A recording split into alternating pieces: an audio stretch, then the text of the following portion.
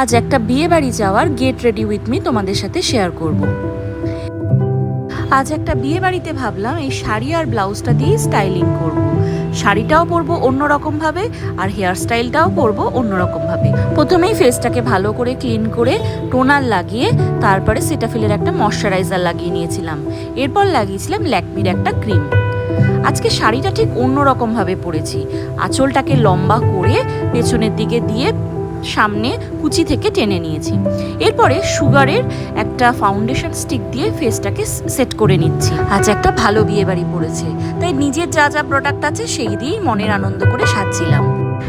হঠাৎ মনে পড়লো আমি তো ফেস কনসিলারে লাগাতেই ভুলে গেছি।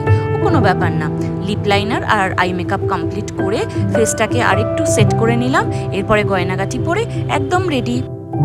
বিয়ে বাড়ি পৌঁছে দেখা হয়ে গিয়েছিল দাদার সাথে। আজকের মতো আসি, টাটা বাই।